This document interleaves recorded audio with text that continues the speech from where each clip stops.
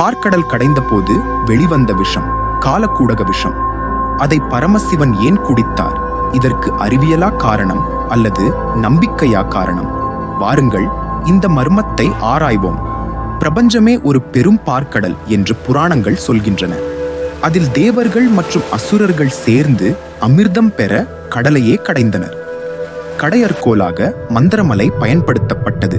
அந்த மலை பிரபஞ்சத்துக்கே பொற்கொடி போல உயர்ந்து நின்றது. வாசுகி என்ற பிரம்மாண்ட நாகன் கயிறாக சுற்றப்பட்டான். தேவர்கள் ஒரு பக்கம், அசுரர்கள் மறுபக்கம் இழுத்தனர். கடல் அலைகள் எழுந்தன. மலை சுழலத் தொடங்கியது. வாசுகியின் உடல் நெருக்கமாக சுருண்டது. பிரபஞ்ச சக்தி அதிகரித்தது. அந்த வேளையில் கடலிலிருந்து ஒரு கொடிய விஷம் மேலே வந்தது. அதற்கு பெயர் காலக்கூடக விஷம். பிரபஞ்சத்தையே அழிக்கக்கூடிய வலிமை கொண்டது. அந்த விஷம் வெளிவந்ததும் தேவர்கள் அச்சத்தால் நடுங்கினர். யாரும் அதை அடக்க முடியவில்லை. அந்த வேளையில் பிரபஞ்சத்தின் பாதுகாவலனான பரமசிவன் முன் வந்தார். இது உலகை அழிக்கக்கூடாது என்று தீர்மானித்தார் சிவன். அந்த விஷத்தை கைப்பற்றி தன் தொண்டைக்குள் நிறுத்தினார். குடித்தார். ஆனால் அதை உடலுக்குள் செல்லவிடவில்லை. அந்த நிமிடத்தில் சிவனின் கழுத்து நீலமாக மாறியது. அந்த நாளிலிருந்து சிவன் நீலகண்டன் என்று அழைக்கப்பட்டார். அதாவது நீல நிற கழுத்துடையவர். இந்த கதைக்கு ஒரு அறிவியல் விளக்கமும் உள்ளது.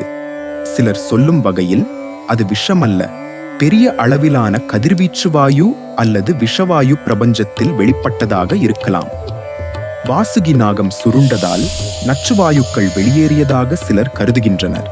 அந்த நச்சை கட்டுப்படுத்த யாரோ ஒருவர் தேவைப்பட்டது. அறிவியல் காரணம் ஏதாயினும் புராணம் சொல்லும் உண்மை ஒன்றே: சிவன் தன் உயிரை தியாகம் செய்து உலகை காப்பாற்றினார். இதனால் நாமே உணர வேண்டியது, புராணங்கள் ஒரு பக்கம் நம்பிக்கையை சொல்லினாலும் மறுபக்கம் அறிவியல் அடிப்படைகளையும் மறைமுகமாக எடுத்து காட்டுகின்றன. சிவனின் விஷம் அருந்திய கதை நமக்கு ஒரு பாடம் சொல்லுகிறது. பெரிய ஆபத்துகள் வந்தால் ஒருவரின் தியாகம் பலரையும் காப்பாற்ற முடியும்.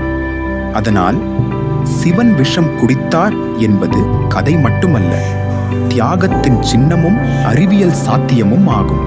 நம்பிக்கையும் அறிவியலும் சேர்ந்து நமக்கு உண்மையை உணர்த்துகின்றன.